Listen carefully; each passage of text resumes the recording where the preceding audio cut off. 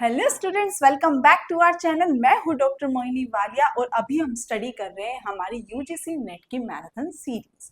Student, UGC net 2026 का जनवरी 2026 का paper 1 का आज मैं आपके लिए डिटेल सॉल्यूशन लेकर आई हूं, जिसमें हम पहले 20 क्वेश्चन को डिस्कस करने वाले हैं। तो स्टूडेंट्स, आज हमारी ये वाली जो वीडियो होने वाली है,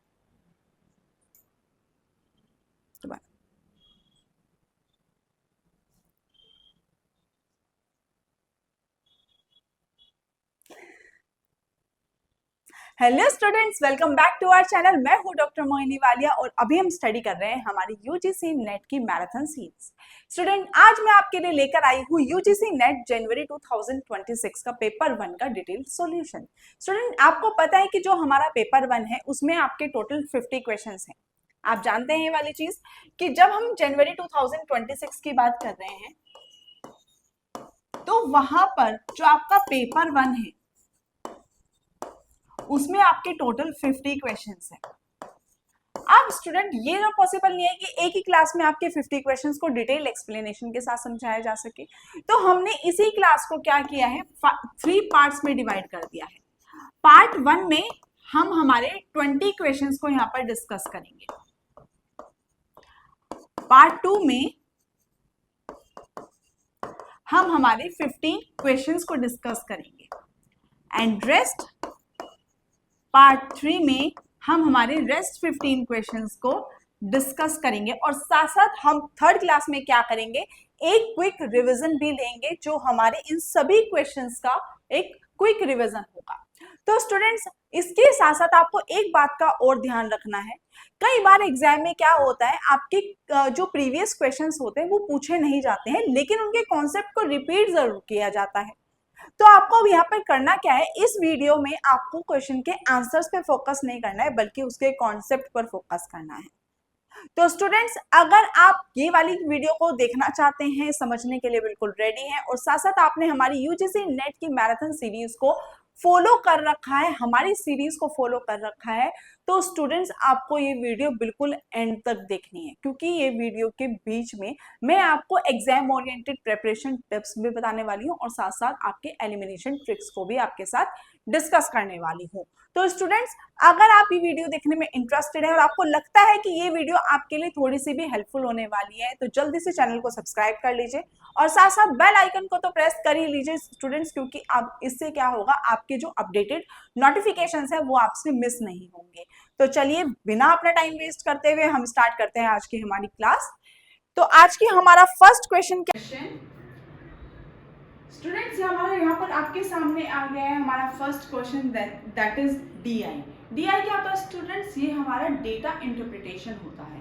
हर पेपर में जब भी आप पेपर 1 का एग्जाम देने के लिए जाएंगे तो वहाँ पे आपको हर एक पेपर में एक डीआई का क्वेश्चन मिलेगा। उसमें क्या होता है स्टूडेंट्स, फर्स्ट डीआई में आपको कोई भी डेटा इंटरप्रिटेशन, आपको कोई भी ग्राफ के रूप में मिल सकता है। ग्राफ में आपका बार ग्राफ हो सकता है, लाइन ग्राफ हो सकता है, पाई चार्ट आ सकता है और साथ में आपका कोई टैबुलर फॉर्मेट में भी आ सकता है। उसके बिहाफ पे आपको अपने 5 क्वेश्चन के, जो कि बहुत इजी लेवल पर होते हैं, उन क्वेश्चंस को आंसर करना होता है। ठीक है, तो चलिए स्टार्ट करते हैं आज का क्वेश्चन। तो स्टूडेंट, सबसे पहले हमें देखिए दिया गया है कुछ इसका description. Study carefully the table given below and answer the question asked here under. तो हमें यहाँ सबसे पहले क्या करना है स्टूडेंट, जो हमारी टेबल हमें दी गई है उसको सही तरीके से पढ़ना है और उसके बाद उससे रिलेटेड जो क्वेश्चंस हैं हमें उन्हें यहाँ पर आंसर करना है। तो यहाँ पर बोला गया है अ कॉलेज हैज 4 प्रोग्राम्स। एक कॉलेज में 4 तरीके के प्रोग्राम चल रहे हैं, BA, BSc, BCom and BBA. The results of the mid-semester test are shown in the table given below. तो यहाँ पर आपको जो मिड सेमेस्टर टेस्ट है उसके आपको कुछ यहाँ पर सॉल्यूशन दिए गए हैं, कुछ उनके यहाँ पर रिजल्ट्स दिए गए हैं जो उनको, जिनके बिहाफ पे हमें कैलकुलेशन करनी होगी। तो स्टूडेंट, सबसे पहले आपको यहाँ पर रिजल्ट्स दिए गए हैं। रिजल्ट्स है फेल्ड इन बोथ टेस्ट, ये आपकी फर्स्ट पहला टेस्ट है, मतलब पहले टेस्ट का ये रिजल्ट है आपके पास, जिसमें दोनों टेस्ट में बच्चे फेल हुए हैं, मिड सेमेस्टर वाले में भी और एंड सेमेस्टर वाले में भी। सेकेंड आपका स्टेटमेंट दिया गया है, सेकेंड रिजल्ट आपके सामने है, failed in mid semester test but passed in end semester test. यहाँ पर क्या है कि पहले जो बच्चे हैं वो पहले एग्जाम में यानी कि मिड सेमेस्टर में तो फेल हो गए, लेकिन एंड सेमेस्टर में पास हो गए हैं।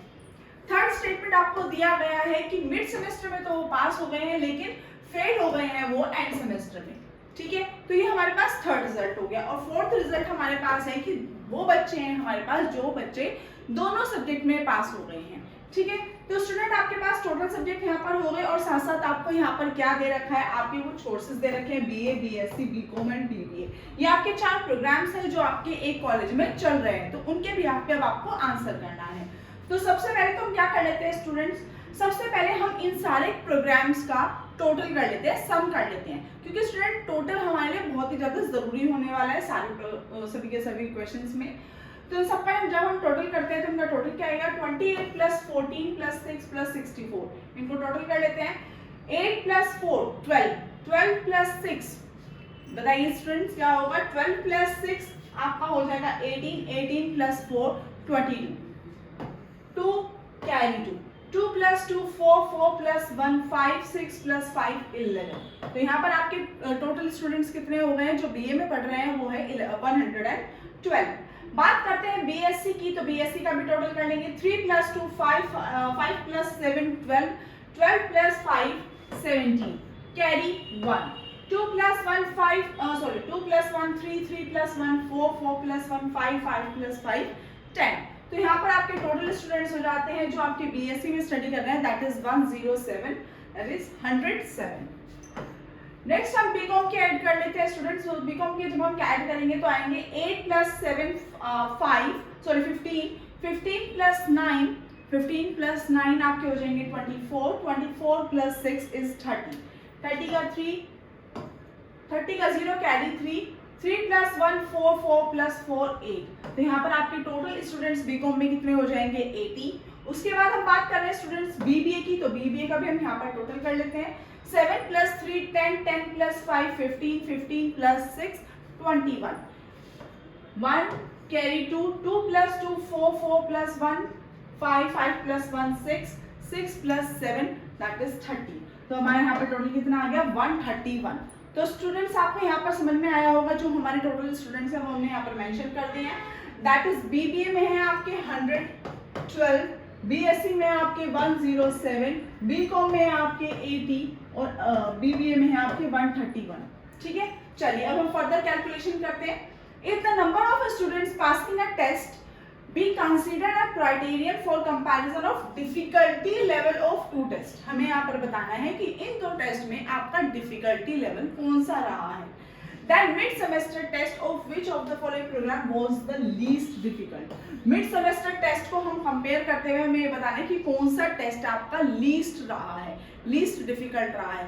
तो स्टूडेंट आपको यहाँ पे बताना क्या है, मिड-सेमेस्टर टेस्ट किस प्रोग्राम में सबसे ज्यादा डिफिकल्ट था, ठीक है। तो उसके लिए हमें यहाँ पर क्या करना होगा, हमें यहाँ पर उनके पासिंग परसेंटेज निकालना होगा, क्योंकि हमें यहाँ पे करना क्या है, उनके यहाँ पर हमें बताना है कि मिड सेमेस्टर टेस्ट में सबसे ज्यादा डिफिकल्ट सब्जेक्ट कौन सा था। अब डिफिकल्ट हमें बताना होगा तो हम यहाँ पे पासिंग परसेंटेज निकाल लेंगे, जिसमें हमारी सबसे कम पासिंग परसेंटेज रही होगी वो हमारा क्या होगा, वो हमारा लीस्ट डिफिकल्ट रहा होगा, ठीक है। तो चलिए अब हम यहाँ पे क्या करते हैं, अब हम यहाँ पर अपनी पासिंग परसेंटेज निकालेंगे। पासिंग परसेंटेज निकालने के लिए हम क्या करेंगे, यहाँ पर 5 स्टूडेंट्स निकालेंगे जो हमारे पहले होंगे बोथ सब्जेक्ट्स में, जो 5 बच्चे हैं वो वाले, और साथ साथ मिड सेमेस्टर का क्योंकि हमें निकालना है तो मिड सेमेस्टर में जो बच्चे पास हुए हैं उनका निकालेंगे। तो स्टूडेंट सबसे पहले अगर हम बात करें बीए की, तो बीए में आपका देखते हैं सबसे पहले पास्ड इन बोथ टेस्ट कितने हो गए, ये वाला सेक्शन आपका चलेगा यहाँ पर, पास्ड इन बोथ टेस्ट। तो 64 तो आपके यहाँ पर हो गए जो दोनों सब्जेक्ट में पास हुए हैं, ठीक है। सेकंड हमें लेना है जो मिड सेमेस्टर टेस्ट में पास हुए हैं, तो यहाँ पर मिड सेमेस्टर टेस्ट में पास होने वाले फेल्ड बल्कि फेल्ड है मैथ सेमेस्टर में, तो हमें तो यहाँ पर पास वाले चाहिए, तो यहाँ पर हो जाएगा हमारा ये 6, तो 54 प्लस 6 हो जाएगा आपका यहाँ पर 70। आई होप आपको ये वाली चीज समझ में आ रही होगी। हमें यहाँ पर क्या बताना है स्टूडेंट, हमें यहाँ पर बताना है कि कौन सा सब्जेक्ट आपका कम डिफिकल्ट रहा है, ठीक है। आप स्टूडेंट ये देखिए, जो सब्जेक्ट कम डिफिकल्ट रहा होगा बच्चों ने उसी में सबसे ज्यादा अच्छा स्कोर किया होगा, है ना। जो बच्चों को सबसे ज्यादा लीस्ट रहा होगा डिफिकल्ट, बच्चों ने उसी में ज्यादा अच्छी परफॉर्मेंस दी होगी, तो हमें वही निकालना है, ठीक है। अब हम यहाँ पे बच्चों की परफॉर्मेंस कैलकुलेट कर रहे हैं। तो ये बीए में हो गया हमारा 70। उसके बाद हम बात कर रहे हैं आपके बीएससी की, तो बीएससी में आपके टोटल कितने हो गए 55 प्लस 70, तो यहाँ पर आपका टोटल हो जाएगा 7 + 5 12 कैरी 1 5 + 1 6 6 + 1 7। तो यहाँ पर आपके कितने स्टूडेंट्स हो गए जो पास हुए हैं बीएससी में, दैट इज 72। उसके बाद हम बात करते हैं बीकॉम की। तो बीकॉम में आपके कितने बच्चे रहे हैं जो पास हुए हैं 46 + 9, कितने हो गए आपके 6 + 55 स्टूडेंट्स हो गए आपके जो आपके बीकॉम में पास हुए हैं। उसके बाद हम बात कर रहे हैं लास्ट बीबीए की। तो बीबीए में आपके पास कितने बच्चे रहे हैं 76 + 15।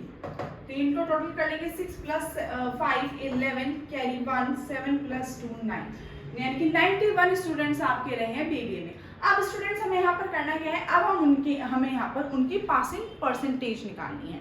तो हमारे पास पास स्टूडेंट्स हैं, हमारे पास टोटल स्टूडेंट्स हैं, उनके बिहाफ पे हम क्या कर देंगे, उनकी पासिंग परसेंटेज निकाल देंगे। चलिए अब एक एक सब्जेक्ट के यहाँ पर पासिंग परसेंटेज निकालते हैं। तो सबसे पहले हम बात करते हैं बीए की।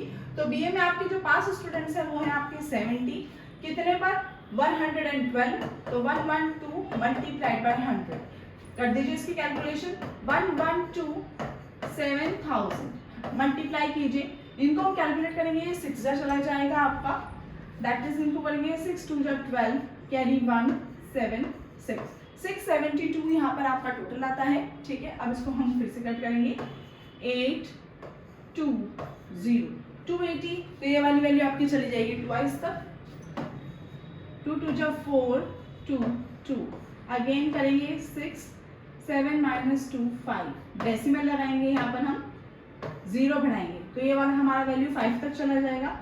5 2 × 10 कैरी 1 5 1 5 6, ये हमारा यहाँ पर कट हो गया। तो टोटल वैल्यू आ जाएगी आपकी 62.5। ठीक है, तो ये आपका यहाँ पर पासिंग परसेंटेज आ रहा है 62.5%। उसके बाद हम यहाँ पर निकालेंगे हम बीएससी का। बीएससी का भी स्टूडेंट बिल्कुल इसी तरीके से कैलकुलेशन की जाएगी आपकी। चलिए इसको कैलकुलेट करके देख लेते हैं स्टूडेंट। बिल्कुल भी देखिए, मैं यहाँ पर आपको एक एक कैलकुलेशन इसलिए करके दिखा रही हूँ जिससे कि आपको ये फील ना हो कि भाई एग्जाम में आने वाली कोई भी चीज़ कैसे कैलकुलेट हो रही है। देखिए स्टूडेंट, यहाँ पे मैं डायरेक्ट आंसर भी आपको लिख के दिखा सकती हूँ, लेकिन आप ये वाली बात बहुत अच्छी तरह से जानते हैं कि एग्जाम रूम में जो आपका यूजीसी नेट का एग्जाम रूम होता है वहाँ पर आपको कैलकुलेटर अलाउड नहीं होता है। ठीक है, तो आपके दिमाग में क्या होना चाहिए, आपके दिमाग में ये वाली बात होनी चाहिए कि मुझे अपनी कैलकुलेशन इतनी स्ट्रॉन्ग करनी है कि मेरी कैलकुलेशन में कोई गलती ना हो। कभी कभी क्या होता है बच्चों को मेजरली कॉन्सेप्ट क्लियर होते हैं, टॉपिक्स क्लियर होते हैं, बट उनकी कैलकुलेशन इतनी वीक हो जाती है क्योंकि वो कैलकुलेशन पर फोकस ही नहीं करते हैं। वो क्या करते हैं, वो डायरेक्ट क्वेश्चन पर फोकस करते रहते हैं, वो कैलकुलेशन को कंसीडर ही नहीं करते। लेकिन स्टूडेंट, कैलकुलेशन भी आपके एग्जामिनेशन हॉल में बहुत इंपॉर्टेंट रोल प्ले करती है। तो मैं यहाँ पर एक एक क्वेश्चन आपको इसीलिए सॉल्व करवा रही ताकि आपके कैलकुलेशन जिसकी स्ट्रॉन्ग ना हो वो भी कैलकुलेशन अपना स्ट्रॉन्ग कर ले।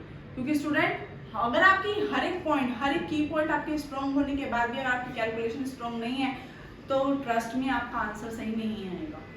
ठीक है, तो आपको यहाँ पर करना क्या है, आपको मैं आपके सामने बिल्कुल एक एक पॉइंट को क्लियर करवाते हुए आपकी कैलकुलेशन भी कवर करवा रही हूँ। तो मेरे साथ साथ आप भी अपनी कैलकुलेशन करते रहिए और देखते रहिए कि किसी पॉइंट पर कोई गलती ना हो। ठीक है, कोई भी गलती आती कमेंट करिए। चलिए अब हम कैलकुलेट करते हैं बीएससी का। तो बीएससी में है आपके पास 72 स्टूडेंट्स आउट ऑफ कितने 107। कैलकुलेट कर लेंगे अब हम इनकी passing percentage, that is 107 out of 7200। अब हम इसको कैलकुलेट करेंगे कितना, 7 जा ही हो जाएगा, 7 जा नहीं चलेगा, ये 6 जा जाएगा। 42 6 8 11 - 5 4, डेसिमल लगाया हमने, यहाँ पर 0 बढ़ा दिया। उसके बाद हमारी ये वैल्यू जाएगी अराउंड 7 तक। 7 7 जा 49, 7 1 जा 7, कर लीजिए 1 7 - 4 3, सॉरी ये गलती हो गई है यहाँ पर।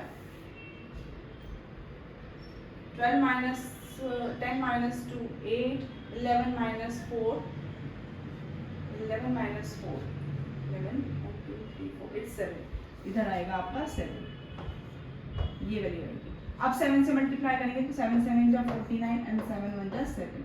अब इसको सॉल्व कर लीजिए, 10 - 9 1, 7 - 4 3, डेसिमल लगाएंगे, 0 बढ़ाएंगे, वैल्यू आ जाएगी आपकी 3 21 एंड 3। तो ये आपकी ज़्यादा जा रही है, इसका मतलब यहाँ पे आपकी वैल्यू आएगी 2। ट्वाइस तक हम इसको कैलकुलेट करेंगे।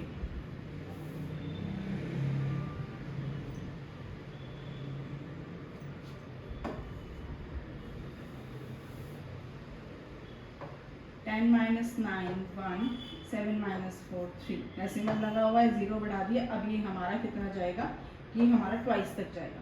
तो स्टूडेंट हमारी वैल्यू आ जाएगी 67.2 समथिंग, ठीक है, या 67.3 लिख सकते हैं हम यहाँ पर इसको, 62.3 हम इसको यहाँ पर कंसिडर कर लेते हैं। अब स्टूडेंट हमने यहाँ पर 3 क्यों कंसिडर किया है, अगर आपको ये वाली चीज में डाउट हो तो हमने यहाँ पर इसको राउंड फिगर में करने का मैंने यहाँ पर कॉन्सेप्ट लगाया है। राउंड फिगर कैसे किया जाता है स्टूडेंट, अब यहाँ पर हमने देखा कि ये वाली जो वैल्यू आ रही है ट्वाइस तक जा रही है, तो स्टूडेंट यहाँ पर सॉरी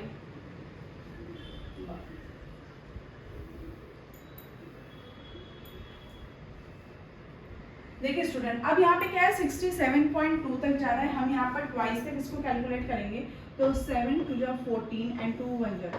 हम यहाँ पर देख रहे हैं कि बहुत ही लीस्ट डिस्टेंस रह रहा है, ठीक है, तो इसका मतलब क्या है, जो हमारी नेक्स्ट कैलकुलेशन होगी वो मोर देन 5 होगी।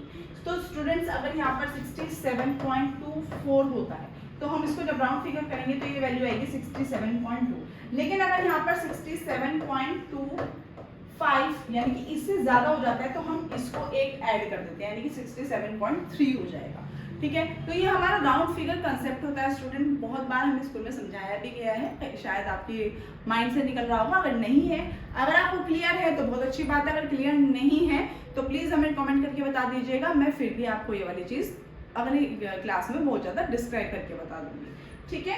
स्टूडेंट देखिए, अगर कोई भी प्रॉब्लम होती है तो प्लीज यहाँ पर कमेंट करके हमें बता दीजिए, मैं यहाँ पर आपको सॉल्व करवा दूंगी। वो कहते हैं ना कि अभी तो आप लर्निंग स्टेज में हैं, यहाँ पर तो आप एज अ लर्नर हैं, तो लर्नर के लिए तो सभी कुछ अलाउड होता है सीखना, तो बिल्कुल भी शर्म नहीं करनी है कुछ भी पूछने में, किसी भी तरीके की कोई भी हेजिटेशन रखने में। अगर आपको कोई भी डाउट होता है, कोई भी प्रॉब्लम होती है, जस्ट आस्क मी, क्योंकि स्टूडेंट्स बच्चों को कभी भी अपनी टीचर से कुछ भी सीक्रेट नहीं रखना चाहिए, ठीक है। तो अगर आपको कोई भी प्रॉब्लम आती है तो प्लीज डू कमेंट, और अगर आपको अच्छा लग रहा है तो फीडबैक तो आपको देना ही चाहिए, ठीक है। तो चलिए नेक्स्ट पर चलते हैं बीकॉम पे। अब बीकॉम की हम कैलकुलेट करते हैं, तो बीकॉम का है आपका 55 आउट ऑफ कितना है आपका 80 मल्टीप्लाइड बाय 100। अब इसको हम सॉल्व कर लेंगे 80 से 5500।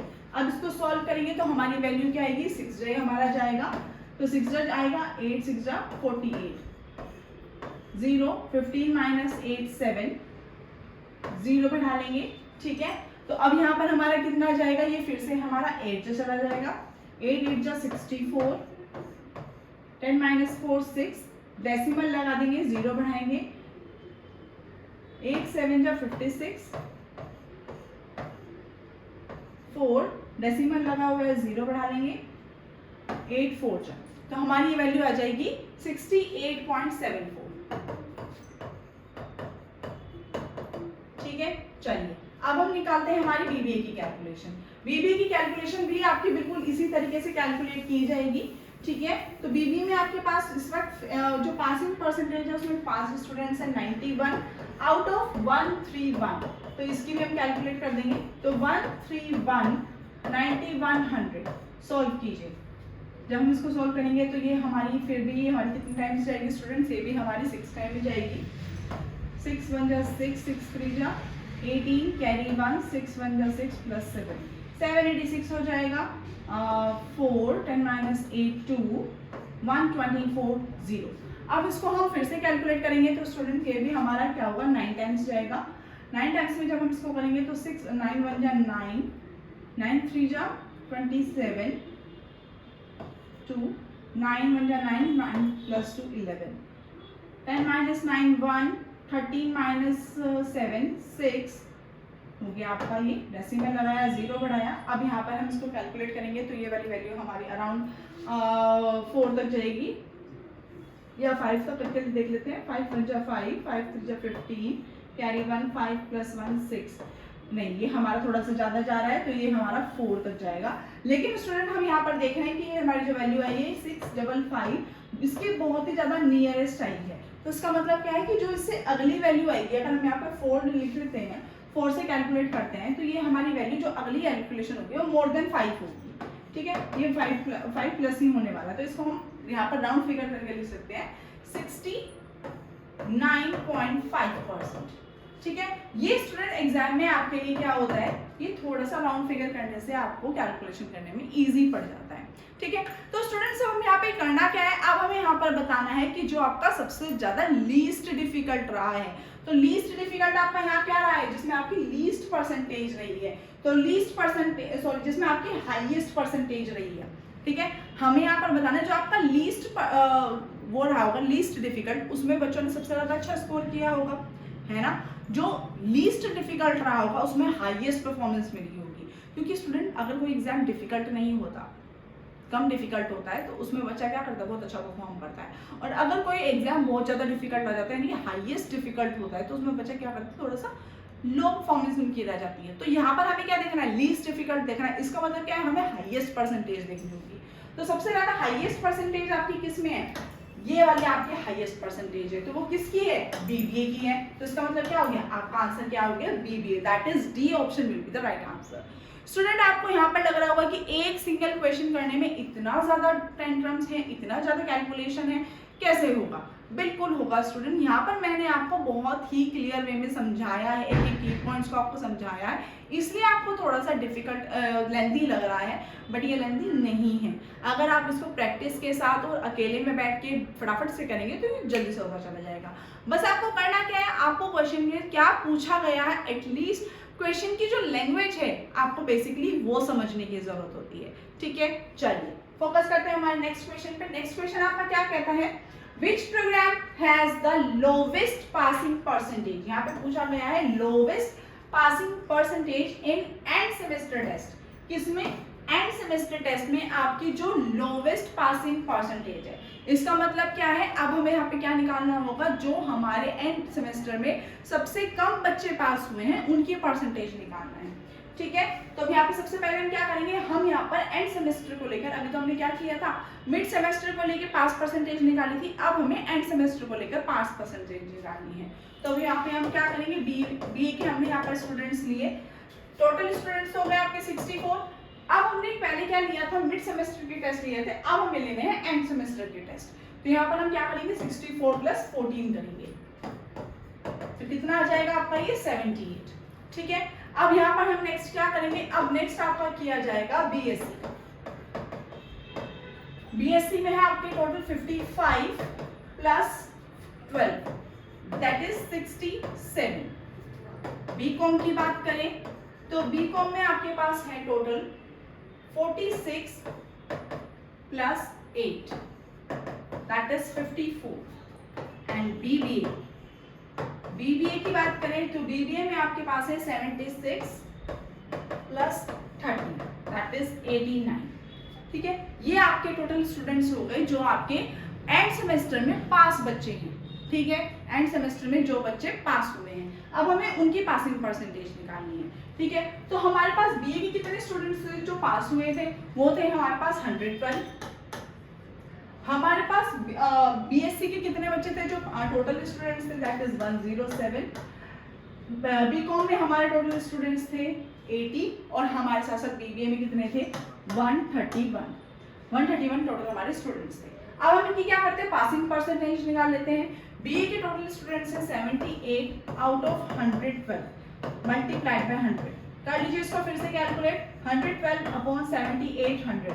स्टूडेंट्स बिल्कुल ये नहीं सोचना है कि कैलकुलेशन यहाँ पर जाकर आप आराम से कर लेंगे, यहाँ पर तो कैलकुलेटर से कर लेते हैं जल्दी से, बिल्कुल ये नहीं सोचना है। क्योंकि स्टूडेंट्स अगर आप यहाँ पर नहीं मेहनत करेंगे, मेरे पापा हमेशा कहते थे स्टूडेंट्स की कलम घिसो, जितनी कलम घिसोगे उतने दिमाग में जाएगा, ठीक है। तो कलम घिसने में बिल्कुल भी दिक्कत मत करो, बिल्कुल भी कंजूसी नहीं करनी है, भरो जितनी नोटबुक भरनी है, खर्च करो जितने पेन खर्च कर सकते हैं, ठीक है। उससे क्या होगा, जितना आप अपने हाथों को चलाएंगे उतना ही आपका दिमाग चलेगा।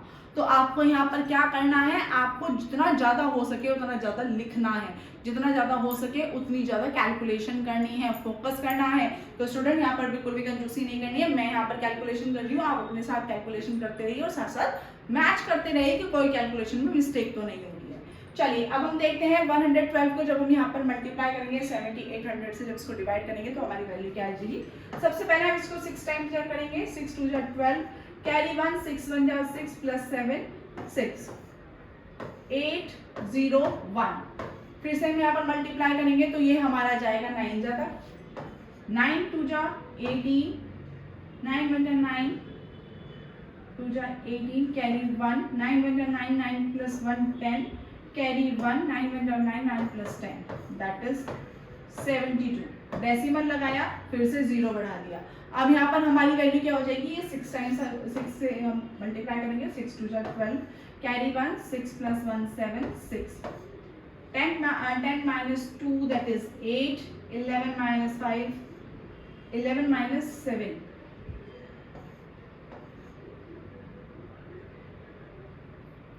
1 2 3 48, डेसिमल लगाया 0 बढ़ाया, इट्स 4 जा, तो हमारी वैल्यू हो जाएगी 69.64। ठीक है, ये हमारी रही है बीए की। बीए के लिए हमने ये वाली कैलकुलेशन करी है, बिल्कुल सेम कैलकुलेशन ऐसे ही हमारी रहेगी नेक्स्ट के लिए।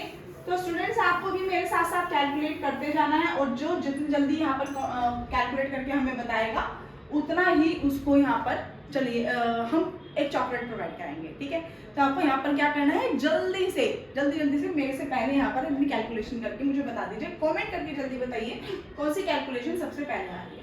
तो 67/107 मल्टीप्लाइड बाय 100, चलिए 107 6700 कीजिए इसको सॉल्व। 642 8, 6 minus 4 2 0, 2 जा 7 2 जा 14, 2 6, 7 minus 1 6, डेसिमल लगाया 0 बढ़ाया, यहाँ पर हम करेंगे 6 से 642 8 1, डेसिमल लगा हुआ है 0 बढ़ा देंगे तो ये हमारा आ जाएगा 1 जा, तो ये हमारी वैल्यू हो जाएगी 62.61। ठीक है, ये हमारी वैल्यू आ गई है नेक्स्ट के लिए 62.61 अराउंड। उसके बाद हम फिर से भी यहाँ पर कैलकुलेट करेंगे आपके बीकॉम के लिए। तो बीकॉम के लिए भी हमारी यही कैलकुलेशन मेथड रहने वाला है। बीकॉम में है आपके total 54 out of 80 multiplied by 100, कीजिए इसको solve. 80 54 100 8 48, 14 minus 8 6,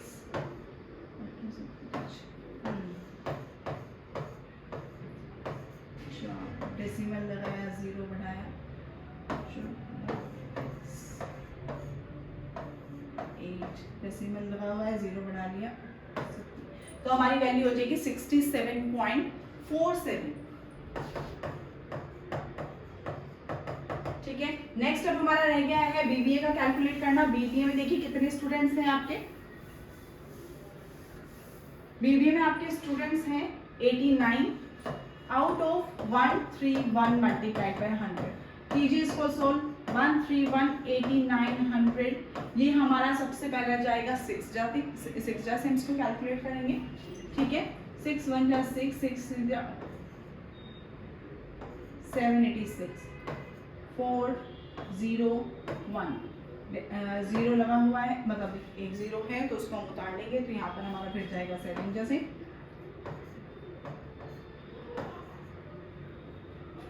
no 3 minus 1 2, 123 decimal लगाए हुए 0 बढ़ा देंगे, नीचे जाएगा हमारा 9 जैसे, 9 1 जा 9 2, कैरी 9 plus 2 11, वैल्यू हो जाएगी 1 4 सॉरी 12 minus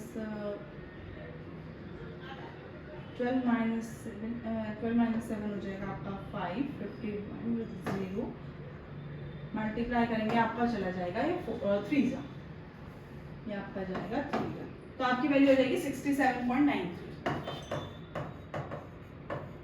अब स्टूडेंट यहाँ पर आपको देखना है जो आपका लोवेस्ट पासिंग परसेंटेज था। देखिए सारी परसेंटेजेस आपके पास आ गई है, अब इसमें से हमें बताना है कि आपका लोवेस्ट पासिंग परसेंटेज कौन सा रहा है। लोवेस्ट पासिंग परसेंटेज में क्या है, सारी परसेंटेज में हम ये देखेंगे जो सबसे कम परसेंटेज रही है वो कौन सी है, वो है आपकी यानी कि बीएससी की। तो ऑप्शन आपका क्या हो जाएगा, ऑप्शन बीएससी यानी कि बी ऑप्शन आपका यहाँ पर बिल्कुल सही हो जाएगा। आई होप स्टूडेंट अब आप कॉन्सेप्ट को समझ रहे होंगे, क्वेश्चन की बारीकी को समझ रहे होंगे, क्वेश्चन में आपसे पूछा क्या जा रहा है वो चीजें आपको समझ में आ रही होंगी। स्टूडेंट देखिए अभी तक हमने जो डीआई की है, हमने डीआई की काफ़ी एक पूरी की पूरी सीरीज भी हमने रीड आउट की है, हमने प्रीवियस ईयर क्वेश्चंस को भी यहाँ पर रीड आउट किया है जो हमारे प्रीवियस क्लासेस में। अब आपने ये देखा होगा कि उसमें तो डीआई ज़्यादा डिफिकल्ट नहीं थी। स्टूडेंट हर एक एग्जाम में डीआई का अलग लेवल रहता है, ठीक है। लास्ट जो आपका एग्जाम हुआ था जनवरी 2026 में हुआ था। अब वहाँ पर जो आपकी डीआई आई थी उसका थोड़ा सा हाई लेवल था, यानी कि वो मॉडरेट टू डिफिकल्ट लेवल था, या फिर हम कह सकते हैं कि डिफिकल्ट लेवल ही था। हमने ट्रेंड एनालिसिस में भी आपको बताया था कि जो हमारा डेटा इंटरप्रिटेशन था उसने डिफिकल्ट लेवल को कंसिडर किया था। तो स्टूडेंट ऐसा नहीं है कि आपके पास डीआई का डिफिकल्ट लेवल नहीं आ सकता या फिर मॉडरेट टू डिफिकल्ट नहीं आ सकता। तो हमें तो तैयार सबके लिए रहना है, ठीक है। एग्जामिनर कुछ भी आपसे पूछ सकता है, आप वहाँ पर ये नहीं बोल सकती नहीं हम तो इस चीज के लिए तैयार नहीं थे। आपको वहाँ पर जो आपके सामने आया है उस क्वेश्चन को आपको वहाँ पर अटेम्प्ट करना होगा। तो आपका माइंड कंप्लीटली हर एक क्वेश्चन के लिए रेडी होना चाहिए, ठीक है। चलिए let's move to our next question. यहाँ पर आपसे पूछा गया है which programme has the highest failure rate. यहाँ पे पूछा गया है हाईएस्ट फेलियर रेट आपका मिड सेमेस्टर में कौन सा रहा है, यानी कि इसमें देखना है आपको हाईएस्ट बच्चे, सबसे ज्यादा बच्चे किस में फेल हुए हैं, ठीक है। तो अब यहाँ पर आपको क्या करना है, अब आपको यहाँ पर फेल बच्चों का लेना है। अभी तो पहले तो हमने लिया था पास बच्चों का, अब यहाँ पर आपको लेना है फेल बच्चों का। तो सबसे पहले तो आपको यहाँ पर लेना है फेल्ड इन बोथ टेस्ट, और उसके बाद बात की जा रही है मिड सेमेस्टर की, तो यहाँ पर आपको देखना है फेल्ड इन मिड सेमेस्टर। तो आपका नेक्स्ट हो गया ये वाला। तो इन दोनों के भी यहाँ पे अब आपको पासिंग परसेंटेज निकालनी है। बिल्कुल वही वाला फॉर्मूला रहेगा, वही वाला पैटर्न रहेगा जो आपने अभी कैलकुलेट किया था।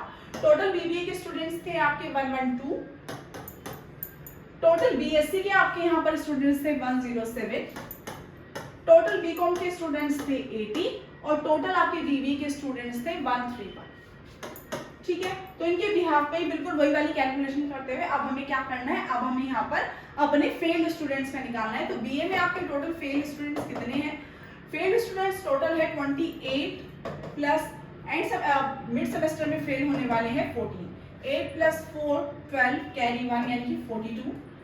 बात कर रहे हैं हम नेक्स्ट बीएससी की, तो बीएससी में फेल होने वाले हैं 23 प्लस 12, वैल्यू हो जाएगी यहाँ पर आपकी 35।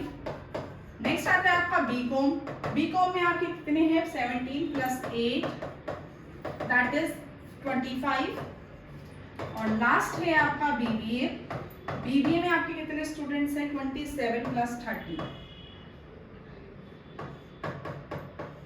ये आपके हो जाएंगे 40, ठीक है। तो अब आपके ये वाले स्टूडेंट्स रहे हैं 42, 35, 25 एंड 40। तो अब आपको क्या करना है, अब इनकी पासिंग इनकी फेल परसेंटेज निकालनी है। तो फेल परसेंटेज भी आपकी बिल्कुल वैसे ही रहेगी जैसे हम कैलकुलेट कर रहे थे, 42 डिवाइड बाय 112 मल्टीप्लाइड बाय 100 कीजिए 112 4200।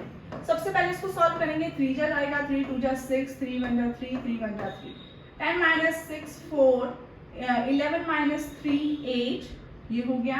डेसिमल लगाने की जरूरत नहीं है, ये हो जाएगा 7 जा हमारा जाएगा, 7 2 जा 14 कैरी 1 7 प्लस 1 8 7 1 जा 7, 10 माइनस 4 6, 13 माइनस 8 5 एंड ये हमारा 7 माइनस 7 0 हो जाएगा। डेसिमल लगाएंगे यहाँ पर हम 0 बढ़ा देंगे, फिर उसके बाद ये आपका जाएगा 5 जा 5 2 जा 10 कैरी 1 5 1 जा 5 प्लस 6 5 जा, ठीक है। ये कट हो गया 37.5 यहाँ पर आपकी वैल्यू आएगी, ठीक है। उसके बाद हम फिर से कैलकुलेट करेंगे किसका, अब हमारा कैलकुलेट होगा बीएससी का। तो बीएससी में आपके फेल होने वाले स्टूडेंट्स कितने हैं स्टूडेंट्स, ये हैं 35 आपको कैलकुलेट करना है आउट ऑफ 107 मल्टीप्लाइड बाय 100 कर दीजिए 107 35 100। जब हम इसको करेंगे तो ये सिंपल आपका 3 जा जाएगा, 7 3 जा 21 3 9 4 माइनस 2 2, 0 लगा हुआ है, कैलकुलेट कर देंगे, इट्स 2 2 1 जा 2 14, फिर से करिए 6 8 माइनस 1 7, डेसिमल लगा हुआ है 0 बढ़ा देंगे, ये हमारा जाएगा 6 जा 42 6, 10 माइनस 2 8 5 माइनस 4 1, इट्स 7 माइनस 1। देखिए अब ये हमारी वैल्यू जाते जा रही है तो यहाँ पर हमारे 7 जा कैलकुलेट हो जाएगा, ठीक है। तो 760 को हम यहाँ पर 7 कैलकुलेट कर देंगे, ये हमारा यहाँ पर आ जाएगा 7 जा 49, 7 1 जा 7, तो ये हमारा हो जाएगा 10 माइनस 9 1, 5 माइनस 4 1, डेसिमल लगा हुआ है 0 बढ़ा देंगे, इट्स 1 जा, यानी कि हमारी नेक्स्ट वैल्यू आ जाएगी 32.7, ठीक है। फिर से अब हम कैलकुलेट करते हैं हमारे बीकॉम के लिए। बीकॉम के लिए हम कैलकुलेट करेंगे तो हमारे स्टूडेंट्स हैं 25 out of 80, 25 divide by 80 multiplied by 100, कीजिए इसको सॉल्व। 80 25 100, स्टूडेंट्स अब स्पीड इतनी हो जानी चाहिए कि फटाफट होता चला जाए, आपको ज्यादा टाइम वेस्ट करने की जरूरत ना पड़े। 8 3 जा चल जाएगा यहाँ पे आपका, 8 3 जा 24, इट्स 100, 8 1 जा 8, 2 0 डेसिमल लगाएंगे 2, 8 2 जा 16, वैल्यू 40, डेसिमल लगा हुआ है 0, 8 5 जा 40, तो वैल्यू आ गई आपकी यहाँ पे 31.25, ठीक है। नेक्स्ट हमारा लास्ट रह गया है बीबीए की कैलकुलेशन। जब हम करेंगे तो बीबीए में आपके टोटल स्टूडेंट्स है 131 और आपको निकालना है 40, तो 40 डिवाइड बाय 131 मल्टीप्लाइड बाय 100, कीजिए इसको सॉल्व। 131 4000, ठीक है। तो सबसे पहले हम करेंगे तो ये हमारा 3 जा जाएगा, 3 1 जा 3, 3 3 जा 9, 3 1 जा 3, 10 माइनस 3 7, ये 0 0 0 70, कुछ वैल्यू नहीं जा रही है, डेसिमल लगाएंगे, फिर से 0 बढ़ा देंगे, तो ये हमारी जाएगी 6 जा 6 1 जा 6, 6 3 जा 18, कैरी 1 6 प्लस 1 7, ये हमारा ज्यादा जा रहा है, इसका मतलब ये 5 जा जाएगा, ठीक है। लेकिन स्टूडेंट हम यहाँ पे देख रहे हैं कि 6 जा भी आपका ज्यादा दूर तक नहीं जा रहा है, तो ये हमारा 6 जा ले सकते हैं, तो ये हमारी वैल्यू आ जाएगी 30.5, ठीक है। तो यहाँ पर हम अपनी वैल्यू 30.5 ले सकते हैं, ठीक है। तो आपका यहाँ पर अब देखना है आपकी सारी की सारी परसेंटेज कैलकुलेट हो चुकी हैं, तो अब हम यहाँ पर देखना है स्टूडेंट कि आपका हाईएस्ट फेलियर रेट कितना रहा है। तो इन सब में हाईएस्ट कौन सा रहा है आपका, देखिए हाईएस्ट कौन से वाला है, हाईएस्ट आपका यहाँ पर है बीए का, ठीक है। तो आपका सही आंसर क्या हो जाएगा यहाँ पर, BA will be the right answer for this particular question. I hope student आप कॉन्सेप्ट को समझ रहे होंगे, कॉन्सेप्ट आपके लिए फैमिलियर हो रहे होंगे, अब आपको जल्दी समझ में भी आ रहा होगा। स्टूडेंट ये बिल्कुल मत सोचिएगा कि इतना टाइम में इतना ज़्यादा टाइम वेस्ट हो गया है फिर भी हमारे इतने कम क्वेश्चन हुए हैं, क्योंकि स्टूडेंट मेरा फोकस है आपके कॉन्सेप्ट को क्लियर करवाना। जैसे मैंने स्टार्टिंग में भी बताया था कि मैं आपको यहाँ पर क्वेश्चन में कॉन्सेप्ट ओरिएंटेड करवाऊंगी, आपको एग्जाम ओरिएंटेड ट्रिक्स बताऊंगी, साथ साथ आपको एलिमिनेशन ट्रिक्स भी बताऊंगी, ठीक है। चलिए बिल्कुल स्टूडेंट बिल्कुल भी हाइपर नहीं होना है, आपको बिल्कुल ये नहीं सोचना है कि अब कैसे होगा, ये तो बहुत बेकार पढ़ानी है। ये बी पेशेंट, बी कॉन्शियस, आप ध्यान से देखते रहिए, सब चीजें समझ में आएंगी, ठीक है। अब स्टूडेंट यहाँ पे पूछा गया है how many students are there in 4 programmes, तो टोटल हमने किया था यहाँ पर हमारे स्टूडेंट्स का। तो सबसे पहले फर्स्ट बीए में आपके थे 112, बीएससी में आपके पास टोटल स्टूडेंट्स थे 107, बीकॉम में आपके पास थे 80 और बीबीए में आपके पास थे 131। अब हम क्या करेंगे, इन सबका टोटल कर देंगे, कर दो सबका टोटल। 2 + 7 9, 9 + 1 10, कैरी 10 का कैरी 1, 1 + 1 2, 2 + 8 10, 10 + 3 13, कैरी 1, 1 + 1 2, 2 + 1 3, 3 + 1 4, तो टोटल आ गया आपका 430, B will be the right answer, ठीक है। अब स्टूडेंट आप समझ रहे होंगे कि मैंने ये वाली कैलकुलेशन कैसे की, तो ये वाली कैलकुलेशन भी देखिए। सबसे पहले हमने 112 प्लस 107 प्लस 80 प्लस 131 लिखा, ठीक है, ये हटा देते हैं हम यहाँ से। अब हमने क्या किया, सबसे पहले हमने यूनिट वैल्यू को लिया। यूनिट वैल्यू क्या है 2701, कीजिए कैलकुलेट। 2 + 7 9, 9 + 0 0, 0 + 9 9, 9 + 1 10, 0 कैरी 1। अब 1 किस पे होगा, कैरी टेंस की वैल्यू पे होगा। अब हम कंसीडर करेंगे 10 की वैल्यू। 1 + 1 2, 2 + 0 2, 2 + 8 10, 10 + 3 30, कैरी 1। अब 1 किस पे कैरी होगा, आपके 100 वाली डिजिट पर। 100 क्या है, ये और ये, कर दीजिए टोटल। 1 + 1 2, 2 + 1 3, 3 + 1 4, तो आपका टोटल कितना आ गया 430। तो सही आंसर आपका क्या हो गया यहाँ पर 430। स्टूडेंट ये वाली जो कैलकुलेशन होती है ये भी एग्जाम में बहुत जरूरी होती है। आप क्या करते हैं, इन सबको सीधी एक सीक्वेंस में लिखते हैं, वहाँ पे कैलकुलेट करते हैं। तो स्टूडेंट कई बार ऐसा होता है कि आपको हैंड टू हैंड कैलकुलेट करना है तो वो लिखने की जगह नहीं होती है, तो आपको ये वाला पैटर्न भी बहुत हेल्पफुल रहता है। तो अभी आपके पास टाइम है अपनी प्रैक्टिस करने का, जितना ज़्यादा हो सके उतनी कैलकुलेशन पे प्रैक्टिस कीजिए स्टूडेंट्स। रेस्ट जब आपका ये वाला एग्जाम हो जाएगा तो मैं आपकी शॉर्ट ट्रिक्स, जो आपकी कैलकुलेशन शॉर्ट ट्रिक्स होते हैं, मल्टीप्लाई की शॉर्ट ट्रिक्स होती है, डिवाइड की शॉर्ट ट्रिक्स होती है, जो आपकी एडिशन और सब्ट्रैक्शन की शॉर्ट ट्रिक्स होते हैं, वो मैं आपको सब क्लियर करवाऊंगी। ठीक है, चलिए let's move to our next question. यहाँ पर बोलते हैं what is the ratio of number of students BSc programme to the number of students in BCom programme. तो यहाँ पर आपको बताना है कि जो आपके नंबर ऑफ स्टूडेंट्स हैं, कितने आपके यहाँ पर number of students BCom BSc में और बीकॉम में। तो बीएससी में आपके हमने देखा था स्टूडेंट, यहाँ पर टोटल स्टूडेंट्स कितने थे आपके, 112 थे, 107, 80 और 131, ये हमारे टोटल स्टूडेंट्स थे। तो बीएससी में आपके टोटल स्टूडेंट्स कितने हो गए, 107 to the programme of students in BCom programme. BCom में कितने हैं, 80। तो कितना रेशियो हो गया आपका, 107:80। तो आपका सही आंसर क्या हो गया, option C will be the right answer. क्या है, ऑप्शन सी। चलिए let's move to our next question. अब आता है आपका स्टूडेंट्स हमारी नेक्स्ट स्ट्रेटेजी, यानी कि नेक्स्ट क्वेश्चन आपकी डीआई आपकी कंप्लीट हो चुकी है। अब हम चलते हैं हमारे थ्योरेटिकल क्वेश्चंस पर। Which of the following represent the ontological orientation of qualitative research strategy? Students आपको ये वाला क्वेश्चन समझने से पहले आपको ये पता होना चाहिए कि ओंटोलॉजी क्या होता है। ओंटोलॉजी में का मतलब क्या होता है, ओंटोलॉजी का मतलब होता है रियलिटी को हम कैसे देखते हैं। इसमें हम देखते हैं कि हम रियलिटी यानी कि जो रियल वर्ल्ड है उसको हम कैसे देख रहे हैं। रिसर्चर्स क्या मानते हैं कि दुनिया में सच्चाई कैसी होती है। अब मैं आपसे कहूं कि अब सबसे अच्छा टीचर कौन है, ठीक है।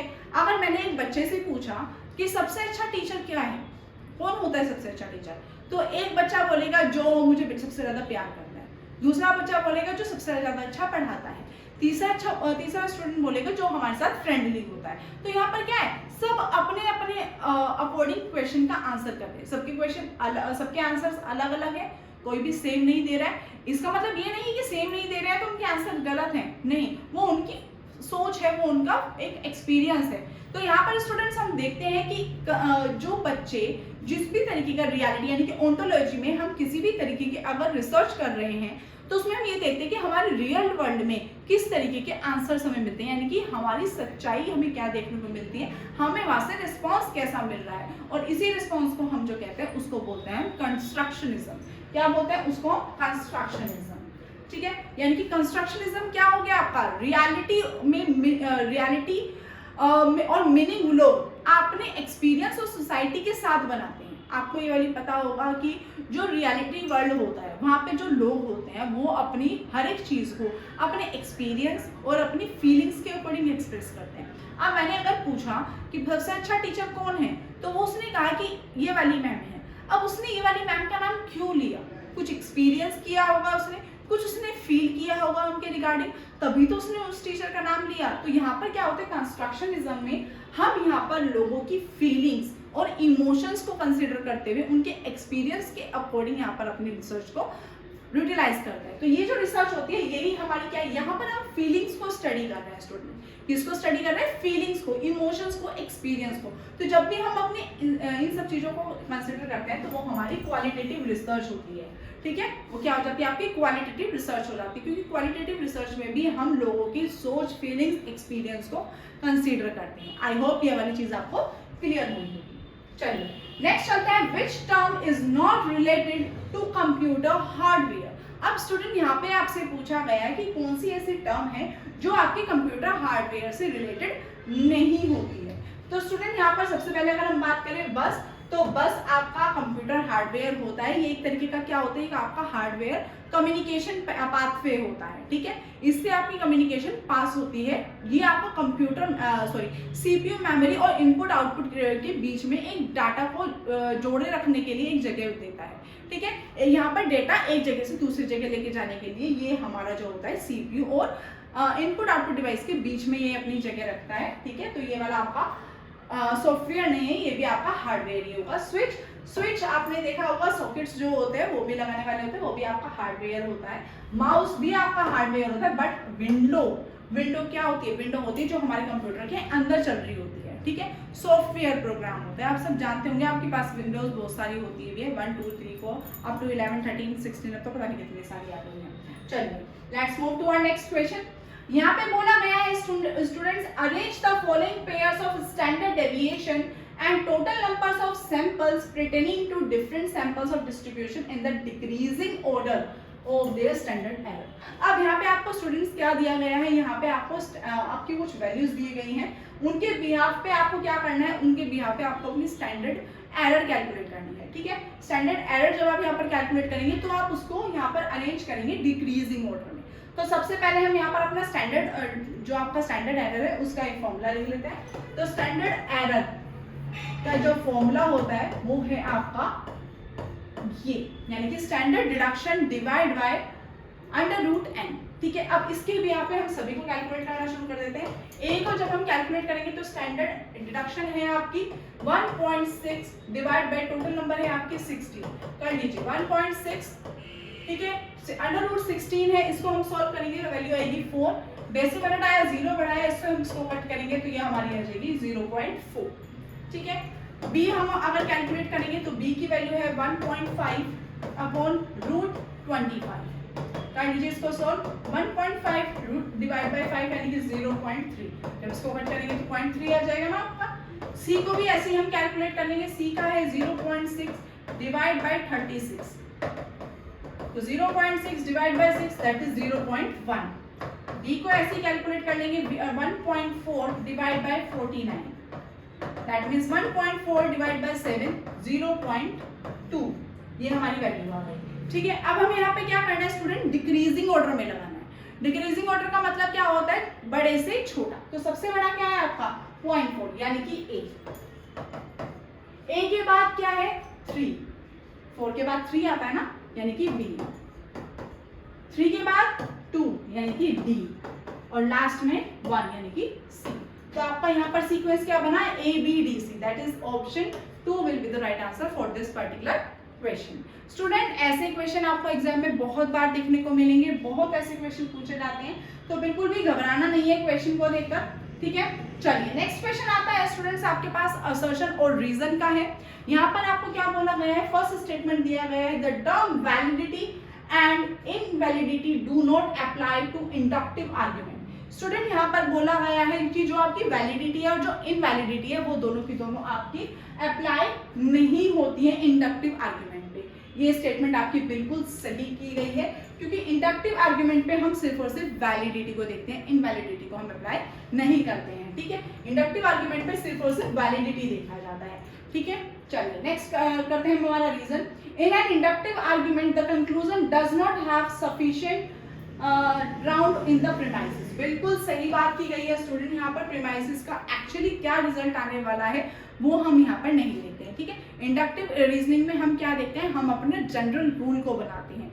डिडक्टिव रीजनिंग में क्या होता है, जनरल रूल से स्पेसिफिक रूल पर जाते हैं, इनकी स्पेसिफिक कंसिडरेशन पर जाते हैं, लेकिन यहाँ पर क्या होता है इंडक्टिव रीजनिंग में हम कंक्लूजन को जनरल रूल पर बनाते हैं, ठीक है। तो यहाँ पर conclusion does not have sufficient ground in the premises, ये बिल्कुल आपकी सही स्टेटमेंट आ जाएगी। और साथ साथ यहाँ पर जो रीजन है आपका असर्शन को डिफाइन भी कर रहा है, तो ये आपका स्टेटमेंट हो जाएगा option A will be the right answer for this particular question. अब स्टूडेंट यहाँ पर आपको प्रीमाइसेस जो होता है, प्रीमाइसेस कंक्लूजन को सपोर्ट करते हैं, ठीक है, बट गारंटी नहीं देते। यहाँ पर क्या होता है, प्रीमाइसेस जो है यहाँ पर वो हमारी प्रीमाइसेस, अगर यहाँ पर देखिए significant ground in the premises जो है, प्रीमाइसेस कंक्लूजन को सपोर्ट तो करते हैं, ऐसी बात है कि बिल्कुल सपोर्ट नहीं कर रहे, लेकिन कोई गारंटी वाली बात नहीं करते कि हाँ भाई 100% ये वाली बात होगी। जैसे इंडक्टिव आर्ग्यूमेंट का एक हम एग्जांपल लेकर देखें, तो एग्जांपल हम यहाँ पर देखा कि बर्ड्स जो हैं, हमने बर्ड्स को यहाँ पर कैलकुलेट किया। बर्ड्स के ऊपर एक एक्सपेरिमेंट किया गया कि बर्ड्स जो है वो ईयर बाय ईयर अपनी जगह से दूसरी जगह पर पास होती रहती है। समर में वो यहाँ पर रहती है, विंटर्स में वो कहीं और चली जाती हैं, ठीक है। अब हमें नेक्स्ट समर में हम ये वाली अजम्पशन लगा रहे हैं कि वो जो बर्ड्स हैं वो इस बार भी यहाँ पर आएंगी, बट हम गारंटी के साथ नहीं कह सकते कि हाँ वो वाली बर्ड अब यहाँ पर आएंगी। तो यहाँ पर क्या है, हम प्रीमाइस, हमारा प्रीमाइस क्या कह रहे हैं, कंक्लूजन को सपोर्ट तो कर रहा है कि बर्ड हमारी यहाँ पर आएगी, लेकिन कोई गारंटी नहीं दे रहा है कि 110% वो यहाँ पर आएगी ही आएगी। ठीक है, तो हम यहाँ पर कह सकते हैं कि इंडक्टिव आर्ग्यूमेंट में जो कंक्लूजन होता है उसके पास 100% यानी कि उसके पास प्रीमाइसिस का कंक्लूजन नहीं है, यानी कि सिग्निफिकेंट सफिशिएंट ग्राउंड नहीं है उसके पास, यानी कि उसके पास गारंटी नहीं है। ठीक है, आई होप आपको ये वाली चीज समझ में आई होगी। चलिए let's move to our next question. यहाँ पर बोला गया है स्टूडेंट, फिर से आपके पास असर्शन और रीजन आ जाता है। असर्शन आपका क्या कहता है, people who hold views contrary to those dominant in the media keep those views to themselves।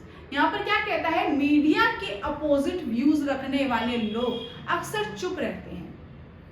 ठीक है, यहाँ पर क्या बोला गया है कि जो मीडिया के अपोजिट व्यूज वाले लोग हैं वो जनरली क्या होते हैं, चुप रह जाते हैं। अब स्टूडेंट जैसे मैं यहाँ पे आपसे पूछूं, 50 लोग एक बच्चे 50 बच्चे एक क्लासरूम में बैठे हुए हैं।